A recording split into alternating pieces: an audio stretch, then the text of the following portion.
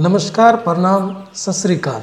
सबसे पहले आप सभी लोगों को बहुत बहुत बधाइयाँ, क्योंकि हमने 100+ सब्सक्राइबर पोल्ट्री वाला ज्ञान में पूरे किए हैं। तो आज हम बात करते हैं फैक्टर एसोसिएटेड विद वैक्सीन, जिसमें हमने पहले 2 फैक्टर बता चुका था। वो था फैक्टर एसोसिएटेड विद वैक्सीन, दूसरा था फैक्टर एसोसिएटेड विद वैक्सीनेशन। इसको हमने अच्छी तरीके से क्लेरिफाई किया था। और आज हम तीसरा फैक्टर जिस पे हम चर्चा करेंगे, तीसरा नहीं है, वो दूसरा फैक्टर है, फैक्टर एसोसिएटेड विद वैक्सीनेशन। तो इसमें जो बहुत सारे पॉइंट्स हैं, नंबर पहला पॉइंट होता है रूट ऑफ वैक्सीन। जिस भी वैक्सीन को आप लगा रहे हो, उस वैक्सीन का जो रूट मैन्युफैक्चरर कंपनी डिसाइड करता हो, उसी रूट से उस पर्टिकुलर वैक्सीन का यूज करना चाहिए। ये नहीं कि एंटीकिल्ड को आप पानी में पिला दो,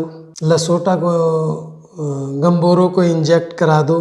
अगर आप ऐसा करते हैं तो वैक्सीन फेल्योर के चांसेस ज्यादा रहते हैं। और दूसरा होता है डोज ऑफ वैक्सीन। जो भी कंपनी, मैन्युफैक्चरर कंपनी जो डोज डिसाइड किया हुआ हो, उसी डोज से, उसके एक्चुअल डोज से ही वैक्सीन लगानी चाहिए। ना ही अंडर डोज हो, ना ही ओवर डोज हो। अगर आप ऐसा करते हैं तो निश्चित ही वैक्सीन फेल्योर के चांसेस होंगे। और तीसरा होता है टाइम ऑफ वैक्सीन। ये भी पॉइंट एक बहुत ही इम्पोर्टेंट पॉइंट है कि वैक्सीन लगाने का एक्चुअल में टाइम क्या है। तो अंडा देने से पहले वाले बर्ड का एक्चुअल टाइम है टेम्परेचर। वो टेम्परेचर है कि आपका जब भी एनवायरमेंटल टेम्परेचर रूम टेम्परेचर के बराबर हो, दैट मीन्स 10 से 20 डिग्री सेल्सियस, उस पे आप अगर इंजेक्ट करते हैं या वैक्सीन पिलाते हैं तो बहुत ही बेनिफिशियल होता है। हाँ, ये पॉइंट था जो बर्ड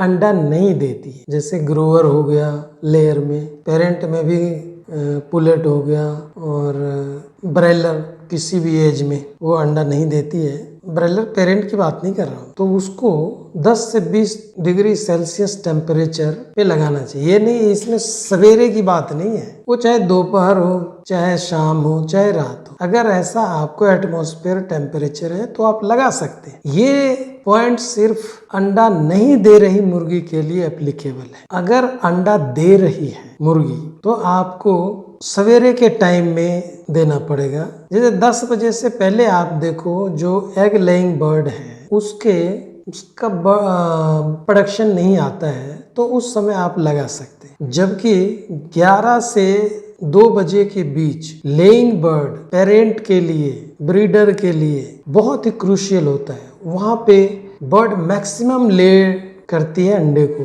तो वहाँ पे आपने उस टाइम वैक्सीन नहीं लगाना है, क्योंकि बर्ड पहले से स्ट्रेस में होती है, बर्ड अंडा दे रही होती है। इसलिए वहाँ पर आपने ना ड्रिंकिंग वाटर वैक्सीनेशन लगानी है, ना इंजेक्टेबल किल वैक्सीन लगानी है, यानी अर्ली इन द मॉर्निंग ही लगाना चाहिए। अगर आप ये सारे टाइम को फॉलो नहीं करते हो तो वैक्सीन फेल्योर 100% होएगा। उसके बाद का एक बहुत इंपॉर्टेंट पॉइंट आता है, वो है प्रोसीजर ऑफ वैक्सीन। जैसे प्रोसीजर हमने पहले भी बता चुका था कि जो वैक्सीन है उसको कैसे पकड़ना है। अब गर्दन में टीका लगाना है तो पंख और गर्दन की स्किन को पकड़ के लगाना, ना कि टांग पकड़ के लगाना है। ये प्रोसीजर है। जिस वैक्सीन का प्रोसीजर जैसा हो उसी प्रोसीजर से लगाना चाहिए। जैसे पीछे मैं बता चुका हूँ क्या क्या प्रोसीजर हैं, आई ड्रॉप के क्या प्रोसीजर है, सबकुटेनियस के क्या प्रोसीजर है, इनोवो के क्या